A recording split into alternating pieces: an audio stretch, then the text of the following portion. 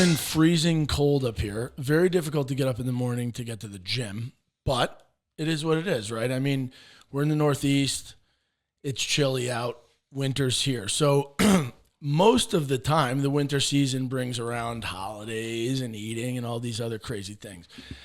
We got a little sidetracked already, I guess, but what's the gym style around holidays? Like, do you see more people coming in, more people not coming in, or what's the trends around now? This is usually the time between Thanksgiving and New Year's is usually a time where people fall off. Yeah.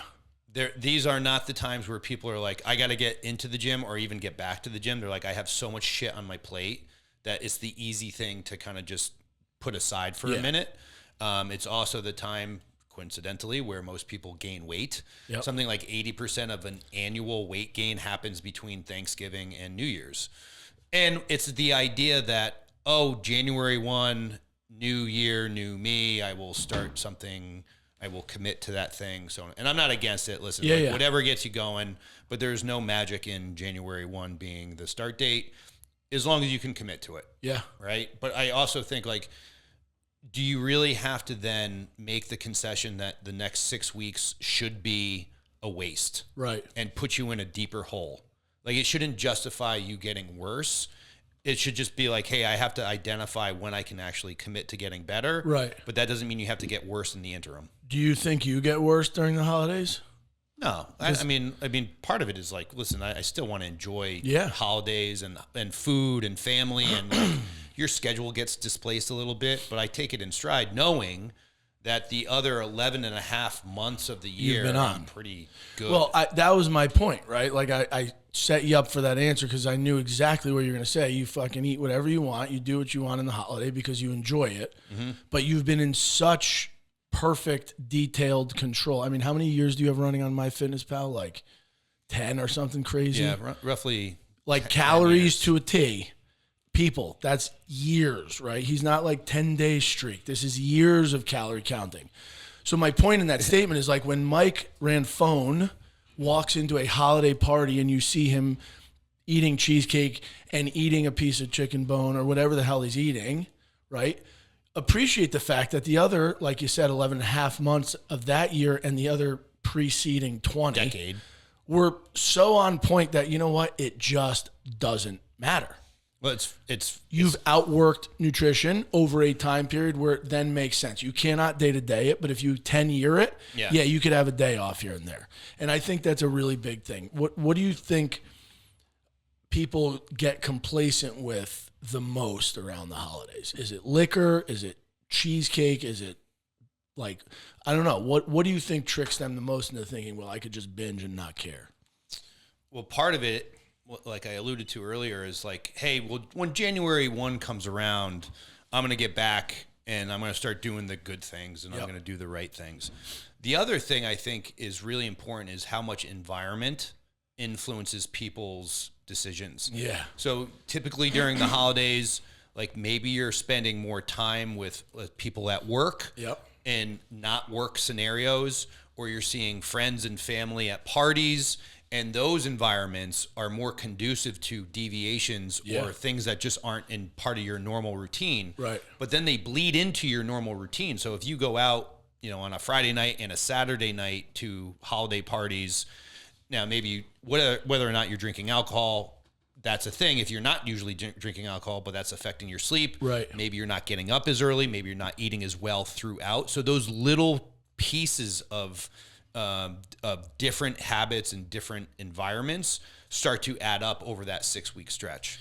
Yeah. And it's also just harder to get back. Like, it's like, oh, well, I have another engagement on Wednesday night. I have this other thing. So it's like hard to be like, how do you actually get momentum in the right direction again? Because there's like a lot of stop and starting, So some people just like that make the concession that's like, oh, screw it. I'll just wait. Now, I think of it just kind of like it's another event. I mean, I don't know. At the holidays, there's a bunch of meat. Usually, there's a huge load of carbs of some sort, maybe lasagna or something like that. And then there's veggies with fats mixed in. But if you kind of eat with intent, it's really not that difficult. I will say, from the time I stopped consuming alcohol until now, which I haven't, there's a significantly easier time not binge eating, right? And I used to always find that if I had a couple drinks and stopped, within an hour or so, you instantly get really, really hungry and you just eat carbs. So that alone, where carbs and fats are constantly mixed in the holiday season, right? Cake is not just carbs or fat, it's a combo. We were talking about this yesterday. Like peanut butter. It's a lot of carbs. It's also a ton of fat, and it's actually the least amount of protein, but marketed the right way. So all of these things with the combinations of fats and carbs, you just got to limit, but consciously, and you can kind of get away with it. Coming out of that season, 99% of the people are like, all right, now it's time to buckle down. Where do you see the biggest mistakes? And this is a ton of what we're going to talk on this episode, right? So we're about to get into a little bit of the mistakes in medicine, nutrition, exercise world, where people go wrong. And the cool thing, I'm going to say it again, I say it so much, Mike actually might be irritated by hearing it again, but we have never wavered from one single thing. We are not a gimmick pushing diet extravaganza. Oh, go for it, go for broke. No, we are a foundationally driven, eat well, eat your carbs, eat your proteins, eat your fats, exercise, balance your body supplementally, hormonally, vitamin, whatever you need to do. And that's a consistent way to live. We never push people, oh, for the next month, you're only going to be eating butter in your coffee, right? Those gimmicky type things don't work. So as we launch into this common mistake type thing, coming out of a bender of a holiday season, most people do the crash diet. Talk to me about the crash diet. The new year represents probably the hallmark of everything wrong that could go, that a person can commit to. So they typically do, I'm now going into extreme diet mode. I'm going to do that extreme training program. And it's going to be in an extreme contrast from the last 7 or 8 weeks of my life. Right. Maybe even longer, depending on how long they have not been in a fitness routine. Yeah. So you're basically setting yourself up for an abrupt reality check that you're ill-equipped to sustain that level of commitment. And that's why people fall off literally within 2 weeks. Again, it's something like 70% of people quit their New Year's resolutions 2 weeks into January. Yep. Terrible statistics, right? But it also represent like this idea that I have to do something extreme to get what I want. Yep. And even when if someone wasn't that, inundated with this extremism, I usually talk to that person about like, what if we just did something sensible for a long period of time? Everyone wants to be like, I'm going to do this crazy thing until when? Until you get to your goal weight, let's say. Yeah. It's like, what if we just did something sensible and then we just exceeded the timeline that you have put in your head? Right. Because that's an unreasonable expectation. So all these things is just the secret elixir of failure. Yeah. And if you look at life in general, from the day you're born till the day you die, like it's a giant 6-week challenge, right? Like the whole goal is to kind of stay alive, whether you want to be driven by whatever goals you have. I mean, modern society, it's really just financial usually, right? Like people that are wealthy think they made it. I would argue that right now. But at the end of the day, like this extremism you were talking about takes them over and they want to pull all the levers. So from a medical standpoint, it is a disaster. And I see it all the time. I have the female 40s and 50s. They come in. I've been working out for 2 years straight. Nothing's changing. And then I always ask, well, what are you doing in terms of your nutrition? I only eat around 1,000 to 1,800 calories a day. For how long have you been doing that? 2 years. Talk to me about that. Whenever someone says how many calories they're eating, the first question is, how accurate is their data? Because if they believe that they are in a calorie deficit and they're not losing weight, they're not in a calorie deficit. Like that's not an opinion anymore. Right. You know what I mean? So the first thing is like, what data are you using to make that decision, or to at least follow through on? Can you hold that thought for 1 second? Because I just had a really interesting thing click in my head. So calorie deficit. I just want to define calorie deficit because a lot of people, Mike just said that person's in a calorie deficit, they should be losing weight. And then there are people that come in and say, I'm in a calorie deficit. I only eat 1,200 calories. Yeah. The answer to that is never, oh, you are in a calorie deficit. It's, oh, how much do you burn, right? Because a calorie deficit is only a deficit if you do something to burn in excess of what you're eating. But if you're in deficit of your basal metabolic rate, which you probably don't know, and you're Correct. probably not in a deficit from that, it's impossible to follow. Sorry, I just had to get that out, or else it would have bothered me for the rest of the day. Well, again, it just reaffirms the idea that like a calorie deficit can only be truly identified if weight is being lost. Right. Now, there's multiple ways that you can get to a calorie deficit. You can eat less, you can do more, you can do both. Yep. And that's not to say the day-to-day fluctuations that we might see with, water, sodium, and glycogen changes. Yep.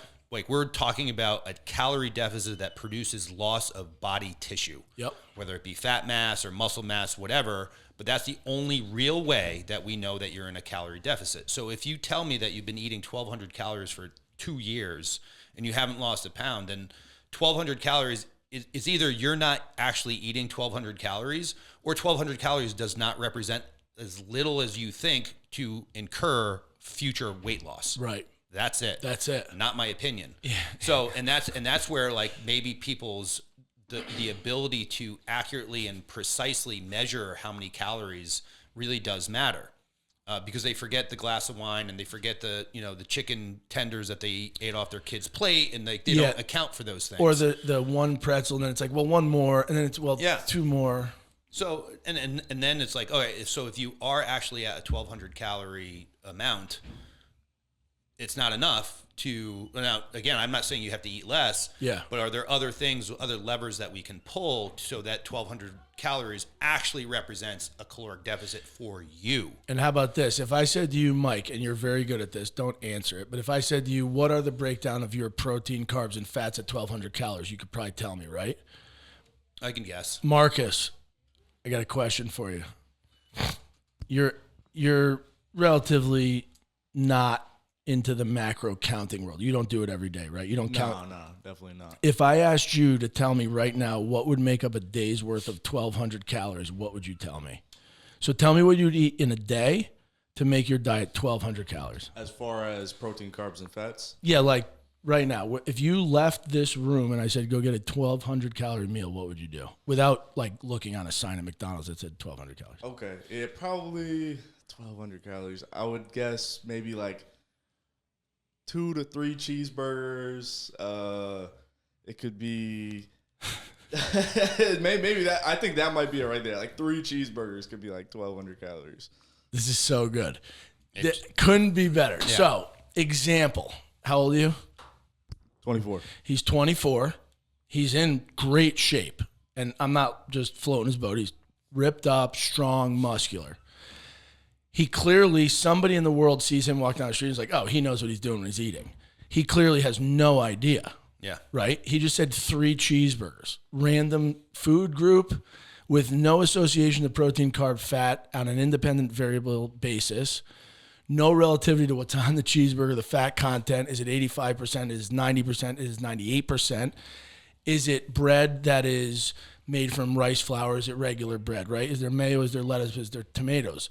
Do those contribute? Like there's so much into it. Now, that's a beautiful answer. And I'm not doing this to make you feel at all like if you told me what's in that audio board, I have no idea. Yeah, of course. A bunch of buttons I hit and they make noises that sound cool, right? That's the same as food and exercise for the average individual. We just heard it live time. So now to go tell somebody randomly at a gym, it's like, come work out a ton and then you got to eat 1,200 calories. Go do it. You think that's going to work. Now from the medical end of it, you just explained a huge caloric deficit. The detriments of it on the medical end are relatively insurmountable unless you really pay attention to how you're doing it, which is why somebody like you, when you do a training program, you're cognizant of the exact output of volume relative to caloric intake, which then allows you to determine what we just talked about, the caloric deficit, right? And a lot of places don't do that. Yeah. And I would say to you, I'd ask, because I'm going to tell everybody out there, I push Mike to tell you guys more what he would do in every instance because he's honestly probably the best I've seen at it. Right? I came to him, I don't know how many years ago, and we were like, fuck it, let's try. 6 years. Yeah. And then we were like, let's try a physique contest. I bought in, we did the nutrition, we did everything, and we won it. So where would you design and how would you design it? Not what do you think is best. Like, what does Michael Ranfone do when that client comes in? They're on 1,000 to 2,000 calories for the past 2 years. They can't build muscle. They have no energy, no fatigued, all of it. Where do we attack that to start? And then I'll give you some medical back on what you're going to do. Yeah. So let's say that they have been eating with at least very low calories. So the low calories is the first thing to identify. The second thing is where are those calories coming from? So calories then go into macros because calories will always dictate weight. Macros will always dictate body composition. So someone might be unhappy with like how much they weigh. Write that down. But they might be fine. They might actually be fine with that weight if they looked differently. Yep. Right. So a lot of people like I'm skinny fat. It's a big thing. It's like, I don't really mind being 132 pounds, but I wish I didn't have my belly or I wish I didn't have flabby arms or what. It's like, okay, so we're actually not talking about weight. We're talking about body composition. So helping that person realize the differences in what's stuck in their head versus what we can actually accomplish together is kind of like the bridge before we even get into tactics or even strategy. Yeah. So let's say we identify the calories, we get them to some macros that make a lot more sense towards their goal, and we get them into a training program that is actually going to facilitate 100% utility of the nutrition that they're eating.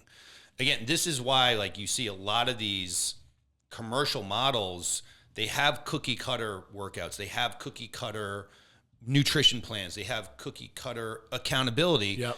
And are some people successful? 100%. Right. You cannot reliably say how much or what percentage of that population will be successful because what is the determining factor of success? Right. I don't know. High compliance? Yeah. The luck of the draw? I don't know.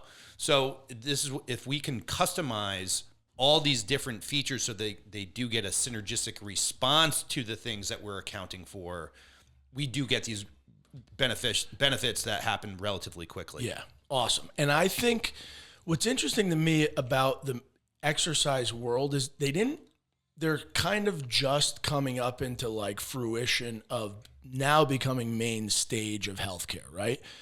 Whatever's going on politically, good, bad, ugly, at least something about some preventative care is being addressed because the world now is starting to pay attention to the gyms. We just discussed an article, alcohol consumption's down. So like people are starting to be a little bit more cognizant of their health, right? Yeah. So I think compliance, like you said, that's like 95% of this, right? And it's prioritization and compliance. Now I'm going to take a little hard turn for 1 second, but I just recently had a very eye-opening experience. We'll get back to the dieting and everything too, but there was a gentleman somewhere in Connecticut, I'll leave it vague, who is a very professional, high up in his area of expertise, and he is a doctor, and he's pretty well respected in it. So we've been going back and forth over time and like, hey, trying to get in touch with me, trying to get in touch with him. I hadn't heard back for a while, so I reached out. I said, hey, we haven't heard from you, anything back? Yeah, I'm doing all right. Our schedules are relatively incompatible, which instantly places accountability on me with him not being able to come see me. Whereas like if I needed the piece of my body fixed by him, like I would just go because I need it fixed. Yeah. So he doesn't view his health as broken, right? This is the interpretation. I could be wrong, but I don't know how I'm wrong with this. So now that is the instant start of that conversation. Now we get to the point where I said, hey, maybe come in compliance because you have very low T, known. He sent me the number, horrifically low, less than 200. And then he writes, I'm doing it myself. I'm just taking 75 mgs 3 days a week. Weekly. So I didn't know either. I was going to actually put the phone down, drive to his house, and just smack him in the face and be like, how shitty do you have to be to tell me you think My entire job that I do every single day, every minute of every day, I think about people's metabolic hormone balance. I really do. It's bothersome, actually, sometimes. Is just a whim.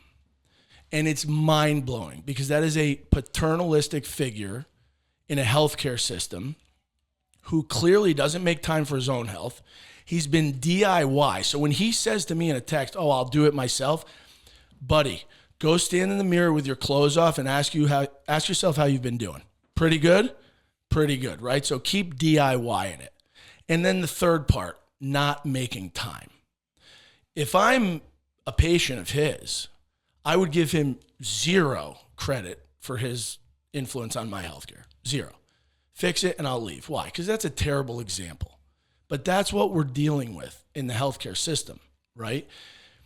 The depth of which it goes is so far beyond what he knows because healthcare doesn't exist. It's like this wild frontier that we've never been on. So to him, a fix is, well, just put something new in place of the old broken one. But that's not what we're doing here.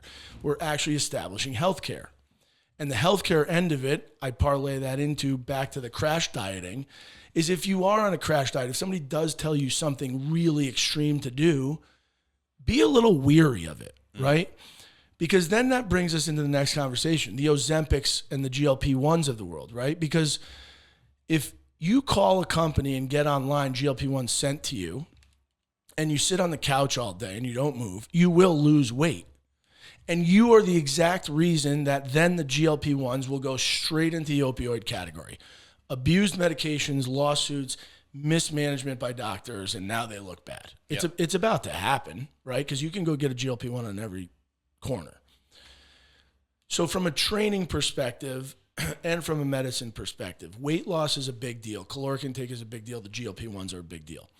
So I'd like to say in these calorie deficits, when they're an extreme deficit, you get huge hormonal changes that are not in accordance with normal changes, right? So you get a starved state. The biggest one is your thyroid output drops.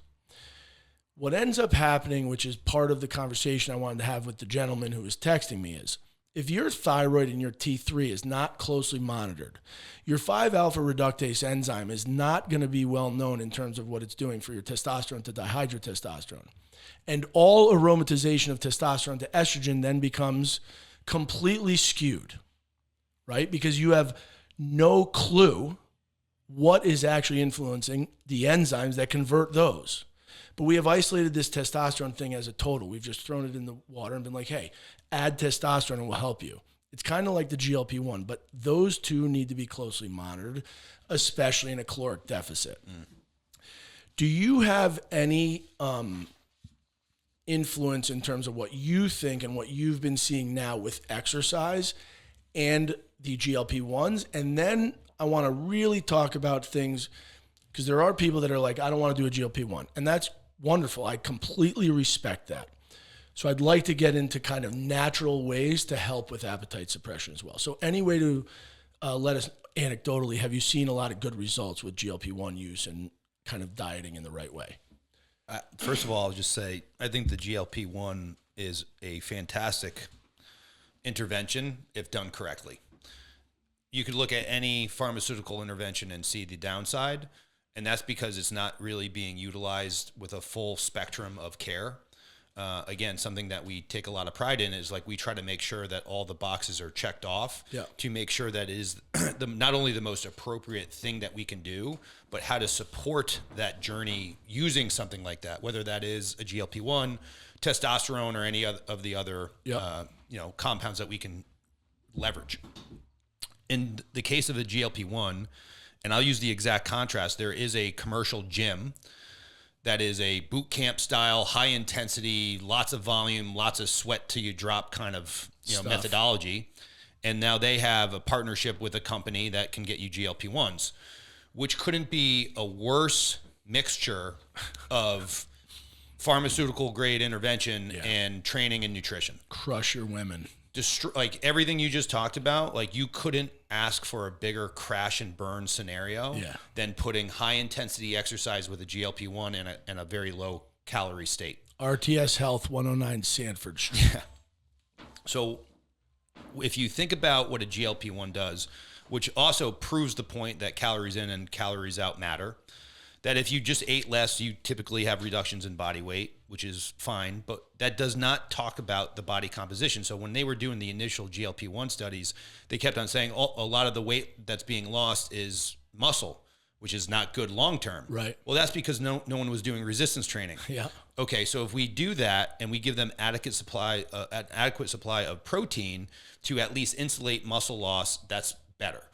If we utilize lower volume, maybe higher tension technique, weight training, yeah, we get preservation or muscle increase.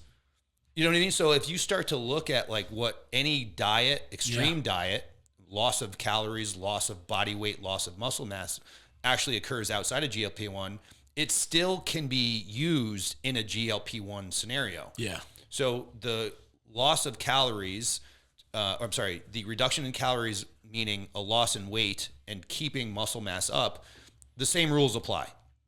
Higher protein, make sure you stimulate the muscle so it doesn't go away, hopefully encourage some muscle gain, so on and so forth. So if we can start to get rid of the things that we know are bad, higher intensity exercise, long duration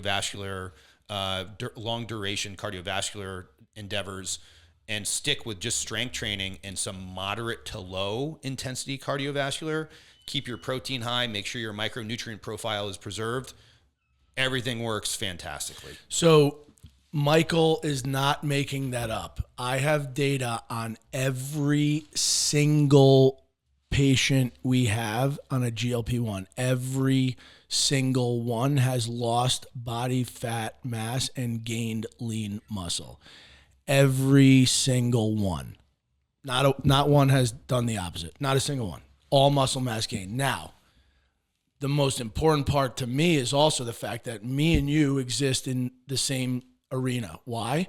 Because a GLP-1 with the right training, with the right hormonal balance, now you're talking, right? Now you don't have to do extreme dieting. You don't have to do weird things. You just have to foundationally maintain a caloric intake that we can produce muscle mass and let your body burn the fat. Yeah. It's really not rocket science, right? But it's the understanding of the rules. Yeah, right. Right? And like I don't think a lot of people are equipped to do that. Like if you asked a typical doctor about GLP-1 use, they probably could tell you the mechanisms and the compounds and all that stuff, but they couldn't tell you what they should eat. They couldn't tell you how they should train or anything that would be actually supportive of long-term health benefit. Right. And same thing with a personal trainer. Be like, hey, so what happens when we reduce calories? I don't know, let's do more exercise. Let's do higher intensity stuff, shorter duration stuff. Right. Which it's just wrong. It is wrong. And the crazy part to me though is like nobody in modern exercise world is really kind of taking a stand against it, right? Like I met another person yesterday, and I'm sorry to say it out loud again, but like another CrossFit injury, right? Like it's just nonstop. And I would beg, it's not, CrossFit is a wonderful place. Fine. If you have graduated to do CrossFit. Otherwise, it's very difficult to do Olympic style lifts as a layman.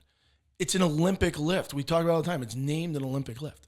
Now, a little change in topic too. Recently, estrogen was relabeled as safe, which we knew well before that relabeling. The OBGYNs, I guess, and PCPs of the world did not read their data. So one of the things I want to talk about is headlines being read without the body of the paper being understood. And that happens in medicine a lot. There's two things that pop in my mind, which is the Estrogen Women's Health Initiative. And then there was just an article that randomly came out that sparked my interest too. And the heading was, I think I posted it. Breast cancer risk goes up slowly with small amounts of alcohol, but it climbs faster as drinking becomes heavier. So that is the title. So if you read that, you're going to say, okay, alcohol causes breast cancer. That's wonderful. That's great. That's them telling the public, don't drink, it causes breast cancer. But amazingly, in the article, they just couldn't help it. Alcohol raises natural hormone levels, including estrogen, even a small increase in alcohol, premenopausal, postmenopausal, because estrogen can help breast cancer cells grow. At some point, they need to just give up on saving face, right? Yes, the estrogen helped it grow. What if there was no oxygen in the patient's blood? What if that patient ate less carbohydrates? What if that patient had exercised more? What if that patient did not have a cell phone? What if that patient was not around 5G? Like, if you're going to tell me that you're still stuck on pinning estrogen as the cause, because that's what they want to tell you, right? So now the body of that paper is where they hid the data. The headline was actually true. The Women's Health Initiative, they did the opposite, which to me now, when they start pumping out papers like this, proves 100% that was conscious trickery. Now, beyond that, what if I said, Mike, as somebody who's not every day prescribing hormones, if some woman came to you and had hot flashes, what would you think to give her? Estrogen. Right. You know that. Okay. So estrogen is the cure for hot flashes, vasomotor symptoms. Let me read out loud. There's a new drug. I saw it on the news last night. That's why I was ready to break my TV. Elinzanetant, whatever. What is it? It's a new non-hormonal pill approved by the US FDA in October of 2025. So recently, right? Like currently, we know now estrogen is safe. We know estrogen works. But there's still a drug that is meant to stop hot flashes and night sweats. How it works. It blocks neurokinin receptors in your brain's hypothalamus to regulate body temperature and frequency and intensity of hot flashes. Benefits, whatever. Who's it for, whatever. Side effects, headache, fatigue, nausea, horrific liver failure, and bad liver damage. So there is a side effect to that. There is no side effect to estrogen. So what is the deal? Like, how does this even make sense? Right? Like, how dumb can we be? If there's someone on the planet prescribing this and it's not in what we're about to go into, which is the question Marcus had asked, I don't actually understand what the utility in this is. It is simply the business of medicine. Yeah. Like that's it. You know, like someone owns that drug. And you can't own estrogen. Maybe most people don't know that. Yeah. Because estrogen it's bioidentical. Yeah, and yeah. like there's no you patent. Can't patent it. Right. So it's free. like no one can own it. It's free. Meaning that the money's not there to support the prescribing of those things. Right. And since it is a very nuanced symptom to a very specific demographic, it's way easier to say we have the perfect fix for this one thing that you have and totally ignore everything. The person. Yeah. And focus on the symptom. Yeah, because in my mind, the exact equivalent, and this is real equivalent. Imagine if there was a pill you could take that would block your drive to drink water when you felt really thirsty from dehydration. Could you imagine? It would kill everybody. Yeah. You'd instantly kill everybody. If you gave a pill or put a pill in the water for everyone to drink that made them not want to drink water when they were dehydrated or felt dehydrated, they would all die.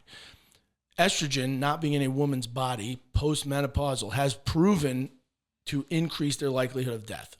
Yeah, right? all-cause mortality. Yeah, I'm not going to blame mortality on no estrogen, but I would like to. But that's a possibility. Now we're telling them we have this med that we can't use the normal stuff. It's crazy to me. It's like telling people not to drink water. But we got to deal with these things. Do you see gimmicky type stuff like that or sales pitchy stuff in the gym world too? I mean, we talk about the fitness industry in terms of the high intensity, but what about in any other sales pitchy of gym world? I mean, I think supplements is billions of dollars. Yeah. And like, I mean, we shit on pharmacological interventions, and everyone does to a certain extent, and maybe justifiably so. But what about the supplement industry that has no regulation, no FDA approval, only gets looked at if it causes severe harm and magnitude. It has to like harm, like kill people. It has to kill, like, so, but Right. that's, I mean, almost double the size of the pharmacology or Yeah. pharmaceutical industry. Yeah. You know what I mean? So, like, is it present? Of course. And now you have influencers that the sole reason why they exist is because they can sell these products Yeah. that have no efficacy, Yeah. no legitimacy, as well as guys saying that they can do your, like, check your blood work. And Right. where did they go to school? Yeah.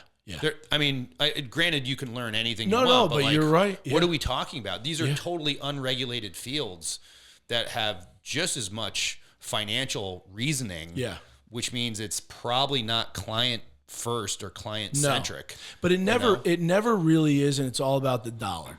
For instance, think about this. The black box label came off of estrogen, right? So then they said estrogen's safe, doesn't cause cancer. I now have a bunch of women that have called me and been like, oh, I went to my OB and said they're doing estrogen replacement now. If you want to, I mean, I know a lot of things get me a little cranked up, but like, could you imagine going from me walking in and being like, Mike, I want to do bicep curls like this. You're like, those will break your arm. The next day I walk in, you're like, oh, I started doing bicep curls like this. Now you're the expert on those bicep curls when you hated them. Yeah. So now think about it. Those OBGYNs now are going to take a random dose of estrogen, slap it on some woman because now now we do it. Yeah, right. And it's going to be completely mismanaged again. Estrogen and cancer, though. We talked about the new drug for the vasomotor stuff. The question from a reader that Marcus is going to ask. Yeah, so she says, would love to see you cover the flip side. What if women can't take HRT? I was recently just on HRT and then shortly after, no correlation, was diagnosed with breast cancer. That's progesterone/estrogen positive. I'll never be able to take my HRT again.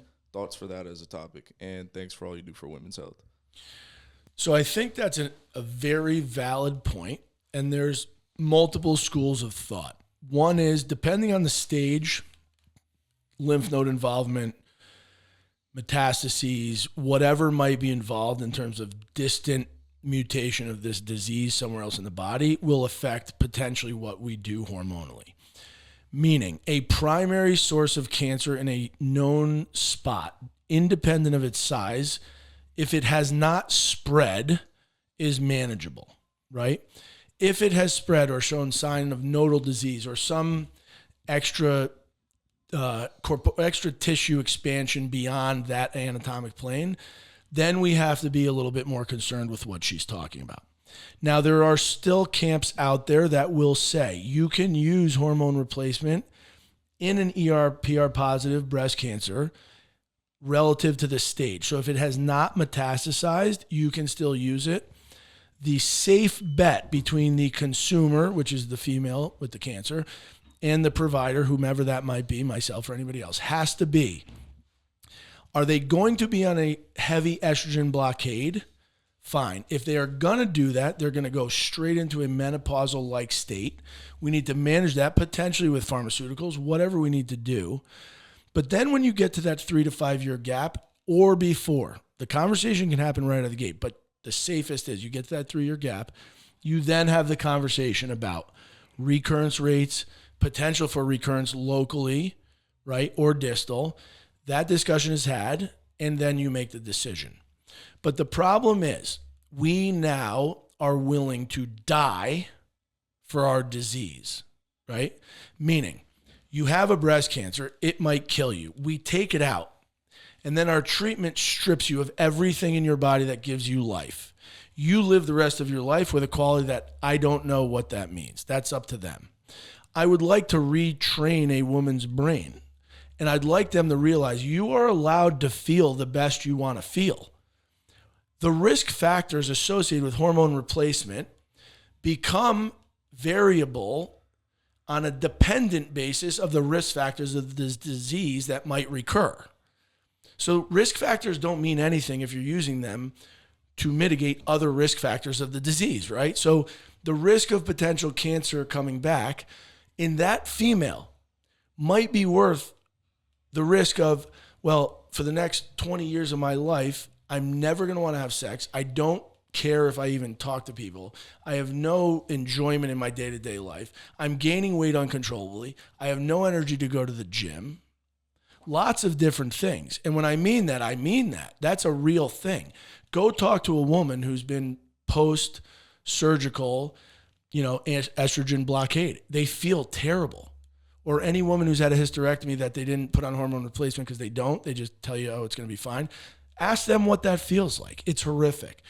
So the answer to that is what I just gave. There is no answer. That is a discussion to be had with a provider you trust. Somebody who knows their science, who knows their medicine, who knows the risk factors of the chemotherapy, the estrogen blockade, the surgery, the post-op, and the hormone replacement. And once you have those 5 variables in a properly scaled weight, then you can manage that client. And that's the person who will get the best bang for their buck. Whether it's fear mitigation, whether it's optimization, whatever it might be, but that's the discussion that needs to be had. So whomever that is, if you're local, more than happy to discuss with you at great detail. If you're not local, more than happy to discuss with you in great detail. But otherwise, if you do have somebody around you who can offer that type of advice or have that conversation, engage with you, that's the answer. Good? Good. Michael, any closing remarks? No. Christmas is coming. Christmas is coming. Thanksgiving was good. Marcus, any Christmas plans? Nothing yet, but Are you still single? How's your OnlyFans? It's great. It's going great. Yeah, It is good. He does a ton of foot stuff. All right, thank you for joining us. Aggressively Healthy. God bless. Enjoy your weekend. See ya.